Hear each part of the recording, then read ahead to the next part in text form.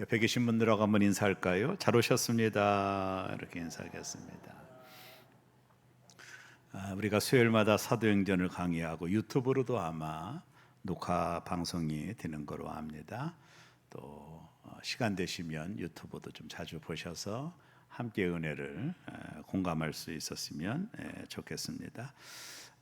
여러분, 수리아 안디옥이라는 곳에서 제2의 교회가 세워지죠. 예루살렘 교회가 첫 번째 교회고, 그리고 예루살렘 교회에 큰 핍박이 와서 사람들이 흩어져서 이제 수리아 안디옥이라고 하는 이방 지역까지 흩어지게 됩니다. 그래서 거기 가서 사람들이 여전히 복음을 전하게 됩니다.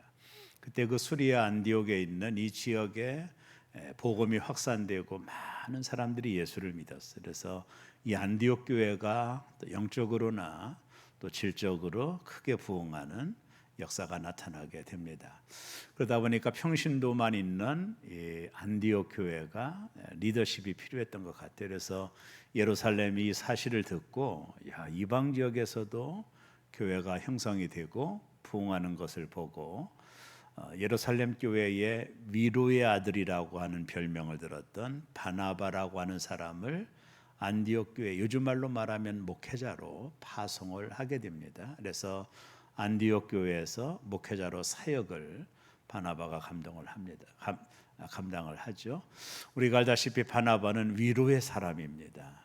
본래 바나바의 이름은 요셉이라는 이름인데 위로의 사람이다. 그만큼 예루살렘 교회 안에서 그의 역할과 그가 하는 모든 일들에게 칭찬을 받은 거예요.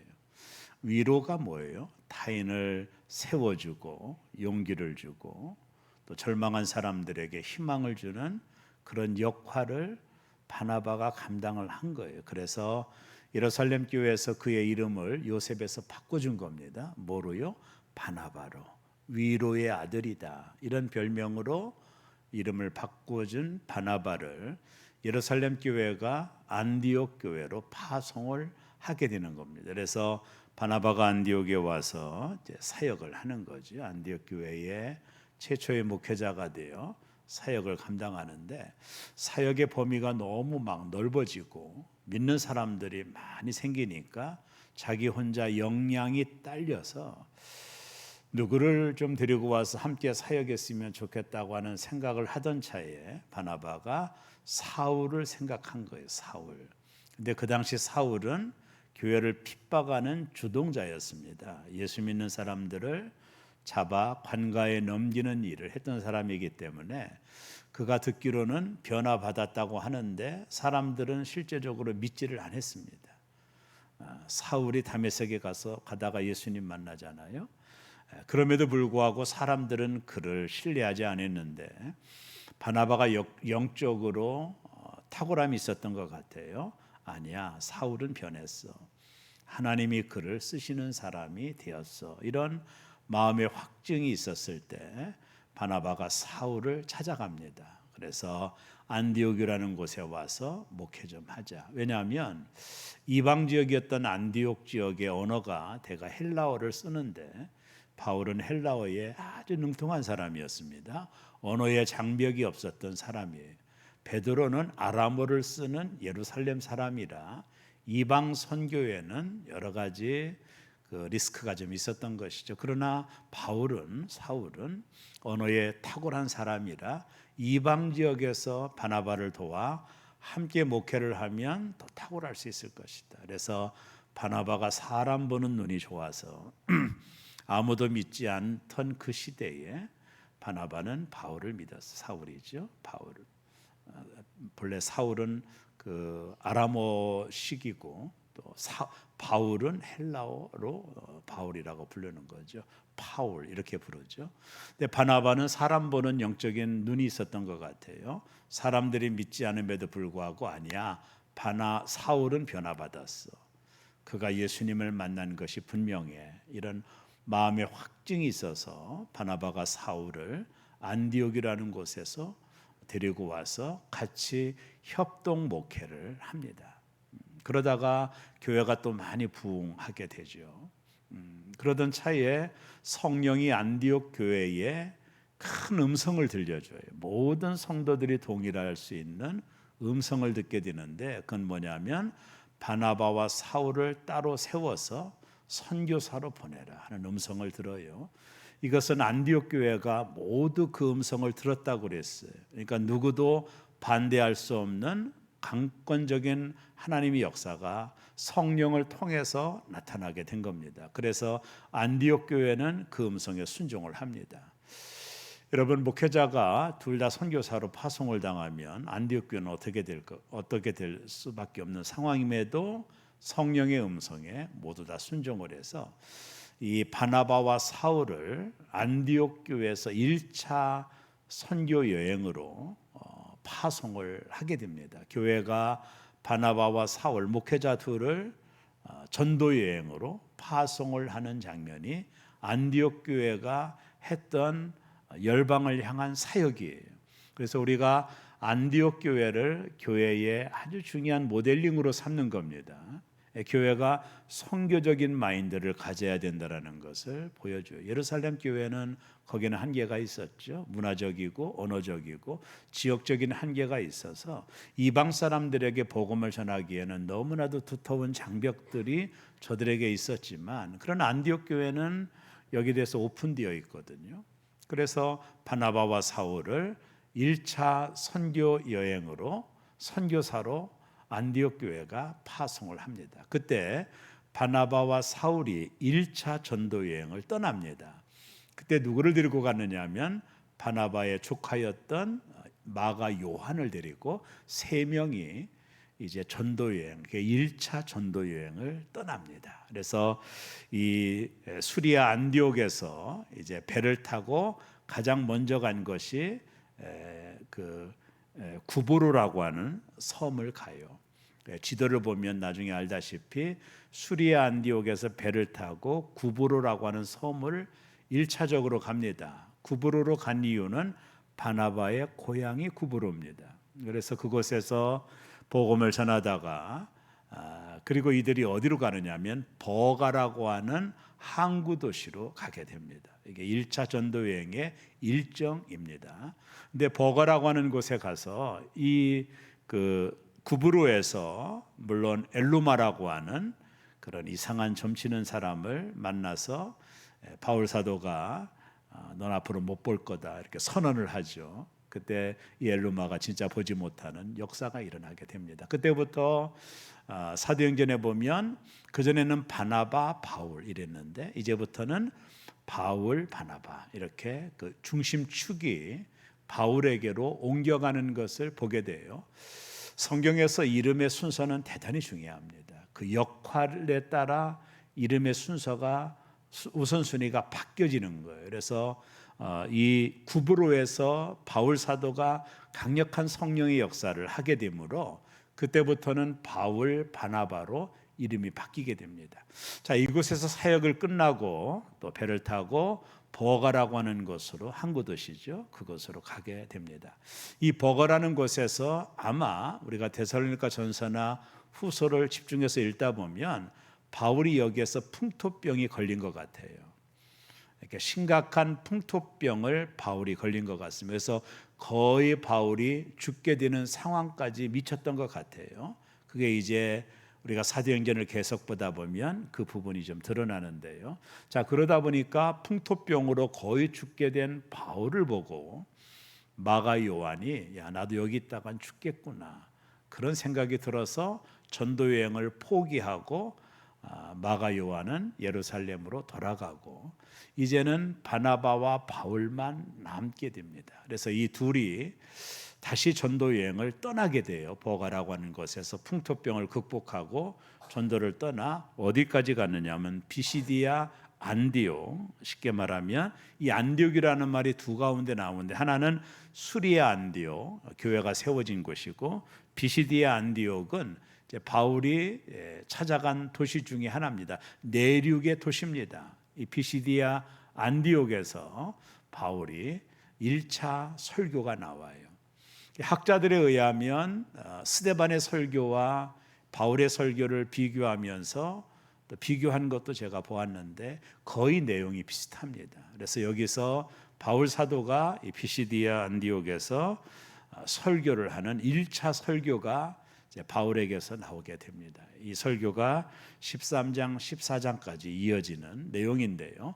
우리가 지난 시간 한 두 주간의 바울의 설교를 살펴봤는데 13장 15절에서 22절까지는 바울의 설교 중에 아브라함부터 예수님까지를 소개합니다. 이 구약의 내용들을 소개하는 것이죠. 그리고 23장에서 23절에서 31절까지는 예수님이 십자가에 죽으시고 사흘 만에 부활했다라는 것을 설교를 합니다. 대단히 중요한 겁니다. 그리고 나서 36절에서 39절에 보면 예수님의 십자가 사건으로 인해서 우리가 구원을 받고 우리가 용서를 받는다. 너희들이 말하는 율법을 지켜서 의로워지는 것이 아니라 예수님이 우리를 대신하여 십자가에 달려 죽으신 이 사실을 마음으로 믿어 의로워지고 입으로 시인하여 구원받는 십자가의 도를 바울 사도가 전하게 됩니다. 바울의 설교가 대단히 중요한 것은 그 당시 사복음서가 종이 갖춰지던 시대가 아니에요.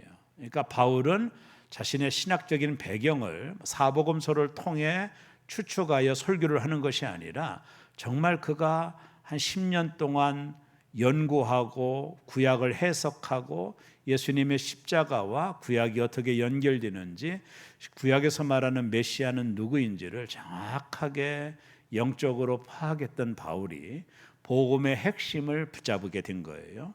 아브라함부터 그의 후손에서 메시아가 올 건데 그분이 예수고, 그분이 십자가에 달려 죽으시고 사흘 만에 부활하셨는데, 그분이 죽은 이유는 우리 모든 사람의 죄를 담당하기 위하여 죽으셨고, 그를 믿는 자는 의로워지고 구원을 받고 영생을 얻는다라고 하는 이 십자가의 복음을 아브라함의 후손 가운데 예수님이 오신다고 했으니까, 구약 사람들이 알고 유대인들이 알고 있는 그 아브라함, 너희가 그토록 존경하는 그 아브라함, 그의 후손이 예수라는 거예요.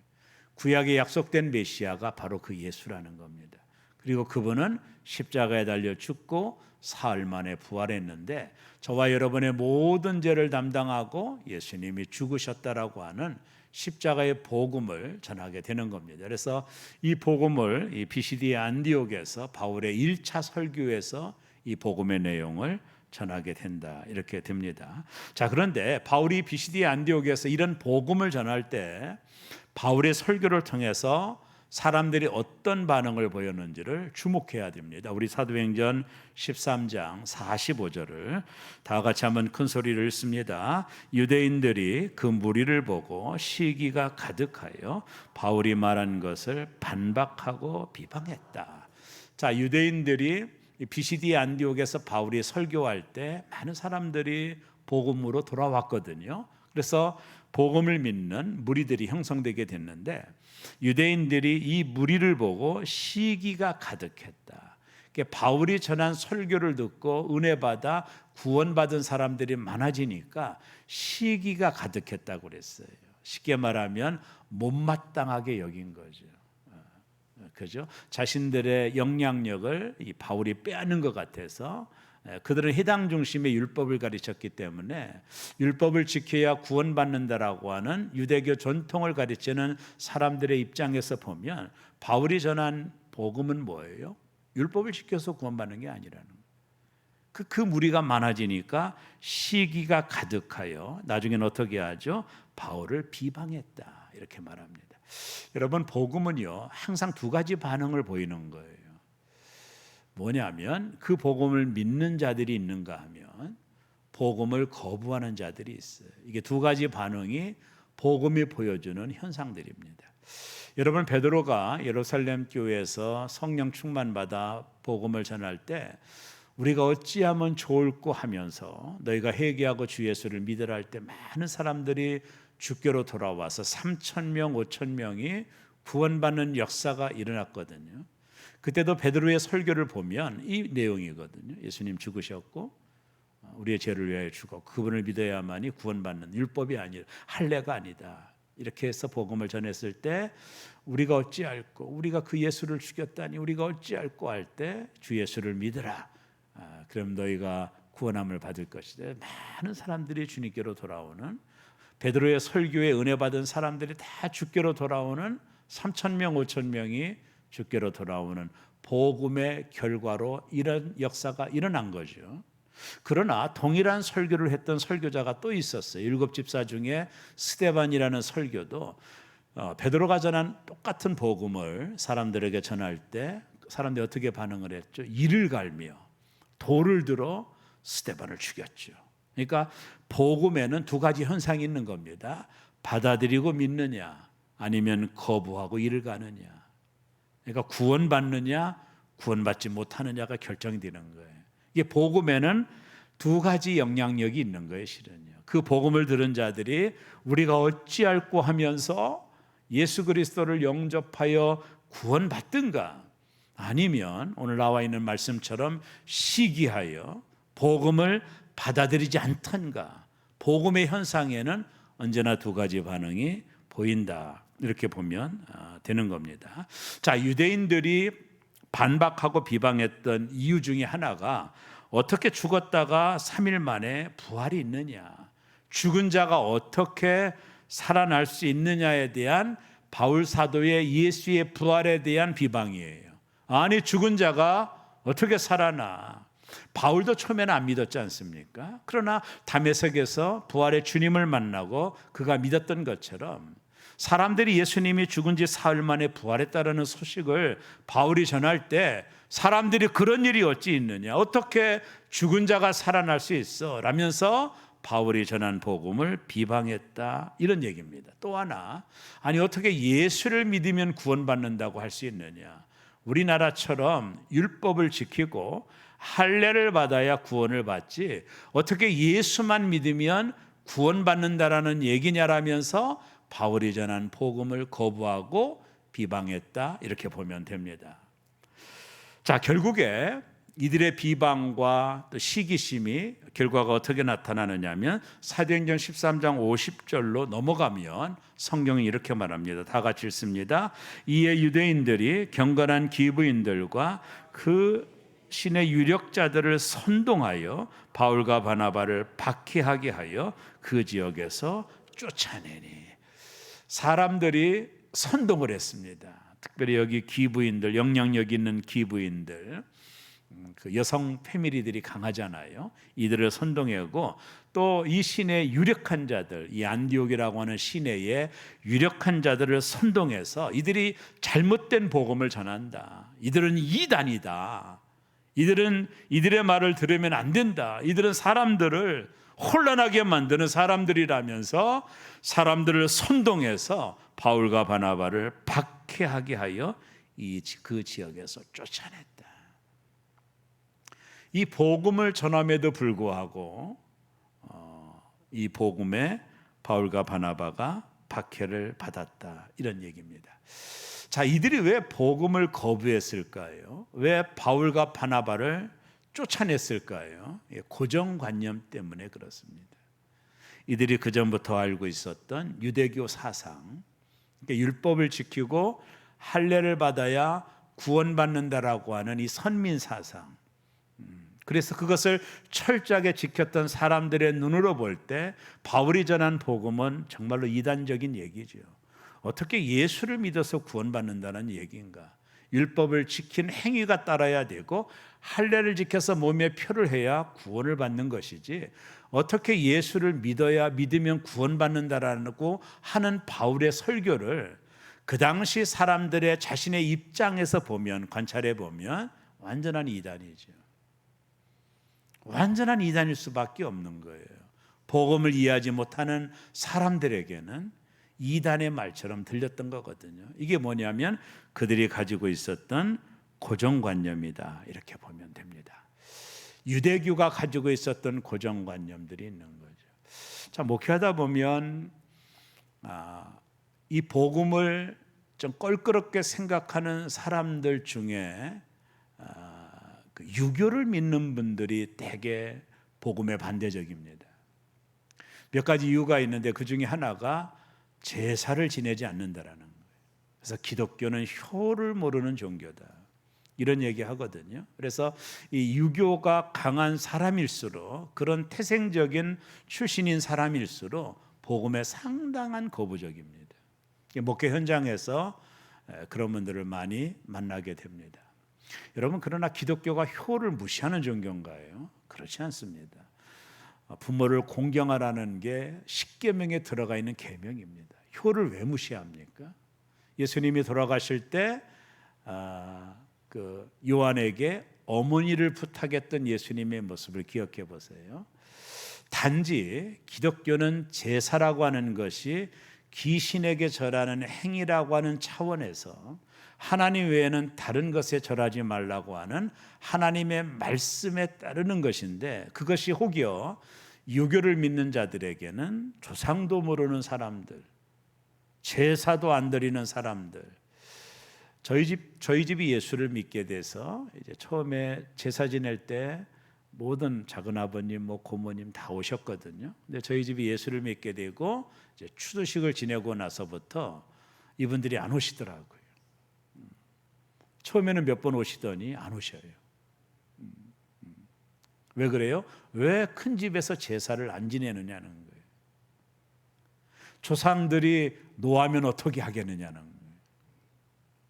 그래서 이런 유교적인 배경이 있는 사람들이 고정관념이 있는 거예요. 제사를 안 지내는 종교가 기독교다. 그래서 우리는 예수를 믿을 수 없다. 그래서 저 안동, 우리 후배가 지금 안동에서 목회하는데, 그 유교가 색채가 강한 지역일수록 복음화율이 낮습니다. 그 배경이 있는 거예요. 저들이 가지고 있는 고정관념이 복음을 받아들이지 못하게 만드는 거예요. 오늘 유대교에 있는 이 사람들도 마찬가지입니다. 율법을 지키고 할례를 받아야 구원을 받지, 아니 어떻게 예수를 믿기만 하면 구원받는다라는 것을 받아들이지를 못하는 거죠. 그들이 가지고 있는 이 고정관념이 이 복음을 받아들이지 못하는 거예요. 우리가 좀 얕게 설명을 하면, 우리가 복음을 전할 때 대개 사람들이 고정관념이 있으면 말씀의 은혜를 못 받습니다. 이게 어설픈 고정관념이 말씀의 은혜를 받지 못해요. 이게 누가 말씀의 은혜를 받느냐 하면 좋은 밭이죠. 씨는 문제가 없어요. 밭이 문제죠. 하나님의 말씀을 어린아이같이 받아들이는 수용성이라는 거거든요. 여러분, 은혜는 수용성에게 있는 거예요. 이게 무슨 말이에요? 하나님의 말씀을 들을 때 마음을 확 열어놓고 하나님의 말씀을 그냥 아멘하고 받아들이는 거예요. 내가 가지고 있는 고정관념으로 말씀을 재단하고 깎고 없애버리는 게 아니라, 내가 가지고 있는 이 고정관념이라는 지식은 한계가 있는 거예요. 여러분, 너무나도 큰 한계점을 가지고 있는 겁니다. 또 신앙적인 고정관념이 있는 분들도 계세요. 또 그런 것들이 말씀을 은혜롭게 받지 못하는 방해가 되는 경우가 너무나도 많아요. 말씀을 자주 들으면 나도 변할 수 있으니까 변하지 말아야지, 그러면서 자신들이 가지고 있는 이 신앙의 고정관념을 내려놓지를 않아요. 그러니까 말씀의 은혜가 우리 안에 젖어오지 않는 겁니다. 내가 가지고 있는 고정관념으로 장벽을 치고 내가 좋아하는 그런 말씀만 받고 내가 싫어하는 말씀은 거부하면 어떻게 변화가 일어나겠어요?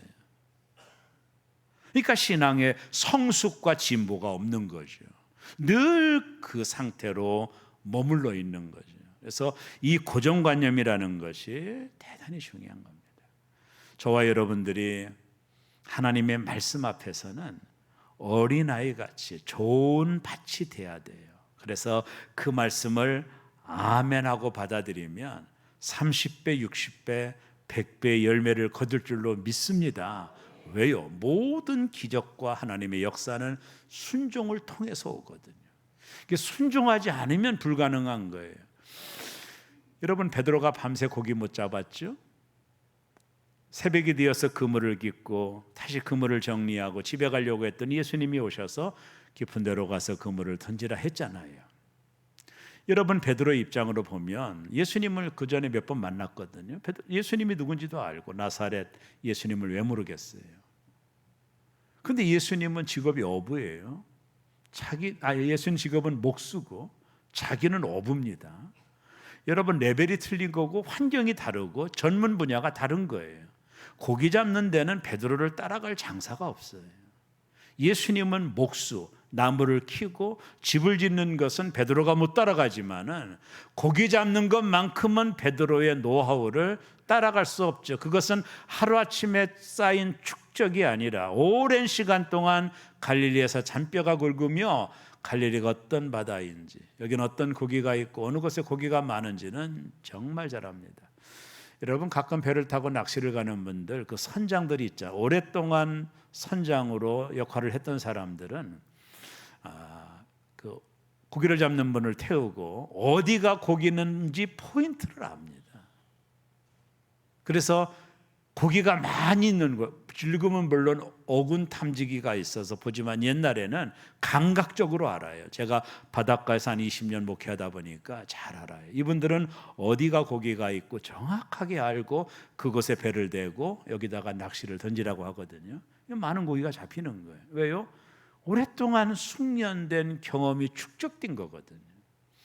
여러분, 목수가 어부 보고 깊은 데로 가서 그물을 잡으라고 하는 꼴이죠. 이건 비전문가가 전문가 보고 지시를 하는 거예요. 그때 베드로가 어떻게 말합니까?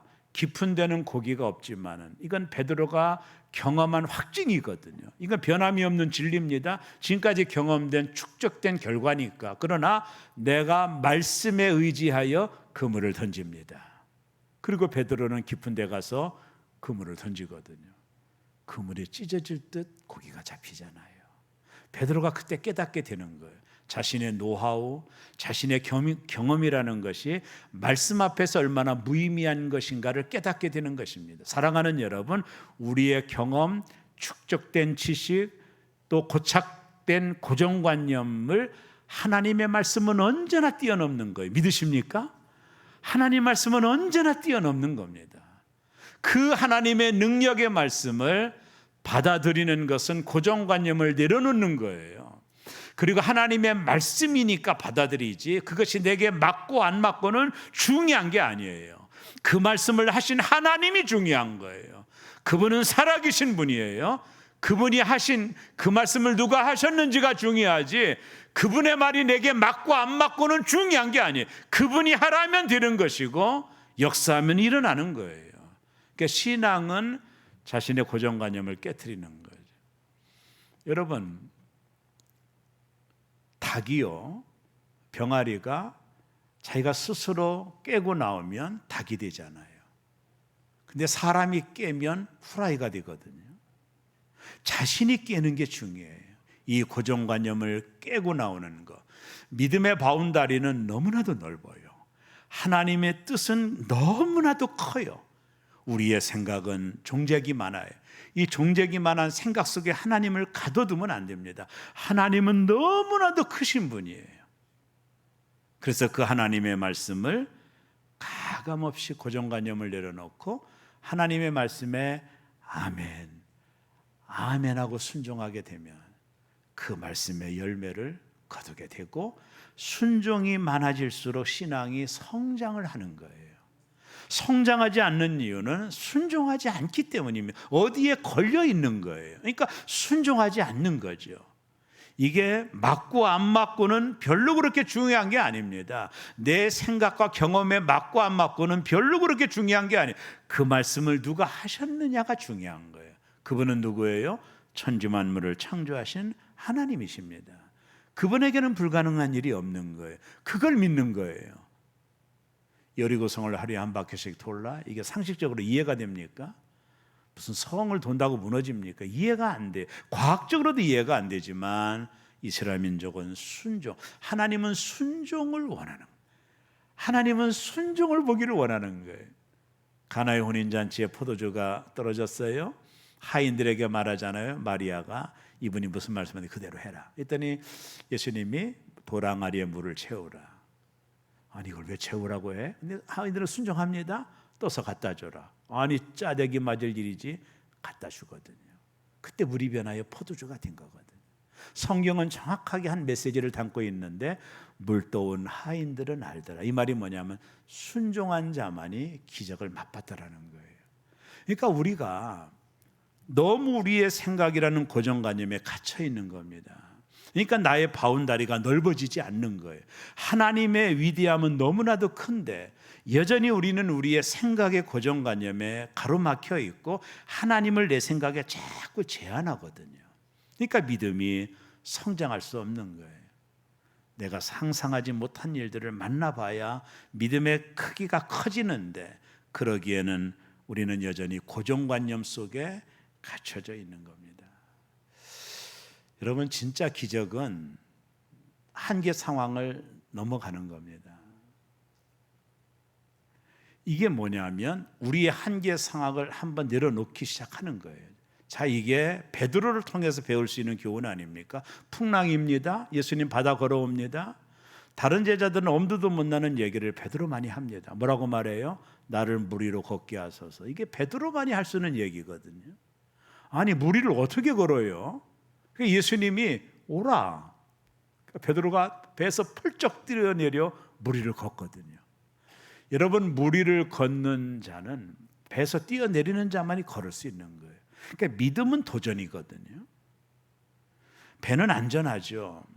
편안하죠. 그러나 더 이상 역사는 없는 거예요. 그러나 우리가 하나님의 기적을 보려면 말씀에 순종하여 뛰어내려 보는 거예요.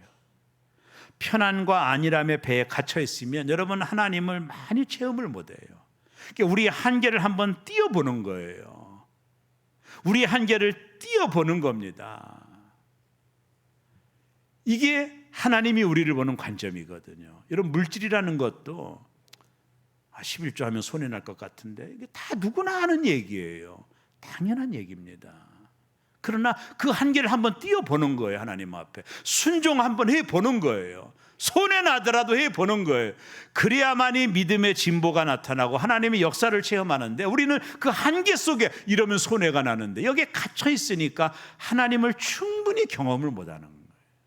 하나님 우리 한계 밖에서 역사하시는 분인데 여러분, 바닷가에서 보면 작은 고기는 그 바닷가 그 아주 가까운 곳에 송사리 같은 것이 막 다니는 겁니다.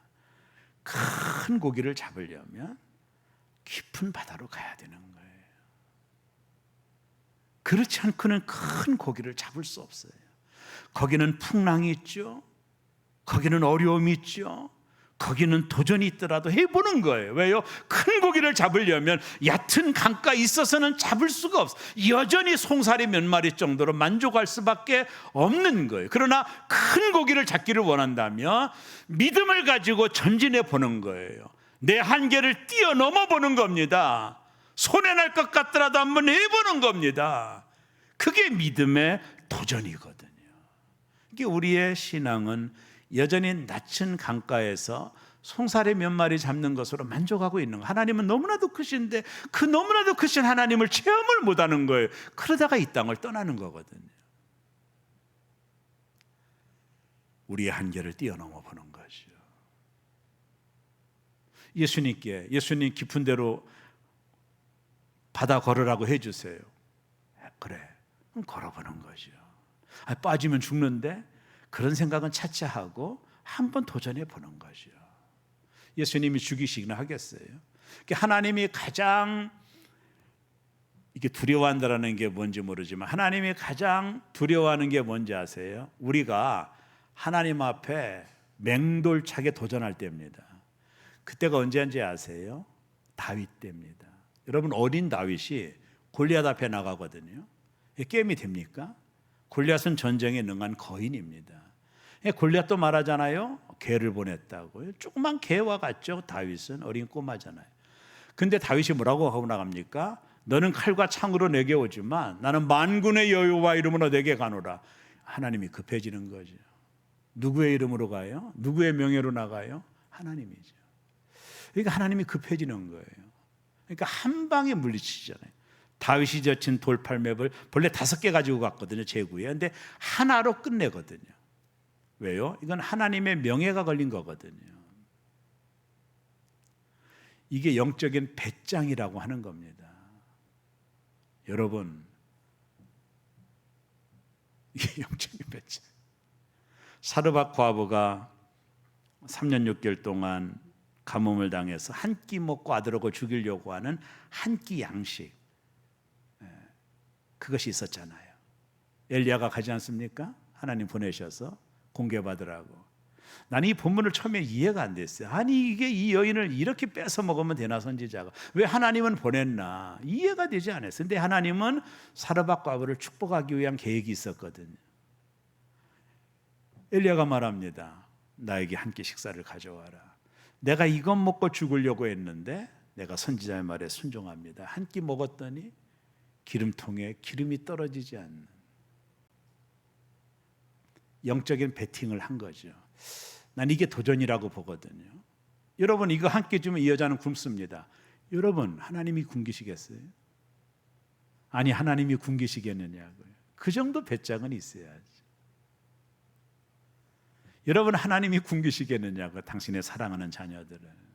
우리는 늘 얕은 곳에서 그냥 송사리 몇 마리만 잡으며 이렇게 축복이라고 여기는데, 하나님이 여러분의 생각하는 것보다 더 크신 하나님이, 더 위대하신 하나님입니다.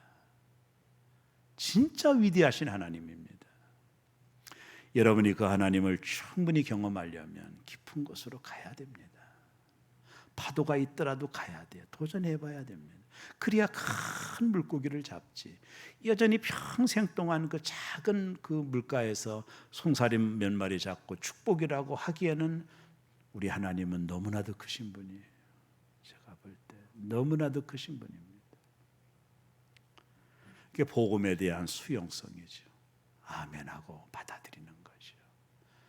깊은 데는 고기가 없는 게 내 경험이지만 내가 말씀에 의지하여 그물을 던져보겠습니다. 그때 그가 경험했던 놀라운 역사, 우리 하나님은 크신 분이구나, 그걸 이제 경험을 하게 되는 거죠. 그게 복음에 대한 수용성이 진짜 중요합니다. 나 우리 새롭게 성도들이 담임 목사로서 여러분들이 큰 그릇들 되기를 바라고, 익산을 움직일 것뿐만 아니라 이 세계를 움직일 수 있는 영향력 있는 성도들이 이 교회에서 많이 나오기를 간절히 원합니다. 그만큼 하나님은 크십니다. 자, 오늘 13장 46절을 이제 한번 읽어볼까요? 시작. 바울과 바나바가 담대히 말하여 이르니 하나님의 말씀을 마땅히 먼저 너희에게 전할 것이로되 너희가 그것을 버리고 영생을 얻기에 합당하지 않는 자로 자처하기로 우리가 이방인에게로 향하노라. 이게 중요한 관점이거든요. 너희가 안 받아들여? 너희들이 영생 얻기를 싫어하는구나. 그러면 됐다. 신발에 발을 털어버리고 흙을 털어버리고 이방인에게로 가는 거죠. 축복은 주어졌지만 받지 않으니 간다라는 거예요. 예수님도 너희가 어느 집에 들어가든지 너희를 거부하면 털어버리고 나오라고 그랬거든요. 받아들이지 않는 것은 의미가 없는 거예요. 그 복음을 받아들이는 자인 이방인에게로 우리가 갈 것이. 너희가 안 받아들였지 상관없어. 이방인에게로 우리가 향하노라 하면서 바울이 전도 여행을 시작하거든요. 이 안디옥은 불쌍한 지역이 된 겁니다. 복음을 받아들일 수 있는 너무 중요한 지역이 됐는데 그들 스스로 복음을 받아들이지 않았죠. 털어버리고 너희가 우리를 안 받아들이니 이방인에 가겠다 했어요. 그러나 또 어떤 무리가 있었는지 아세요? 마지막 48절을 다 같이 읽습니다.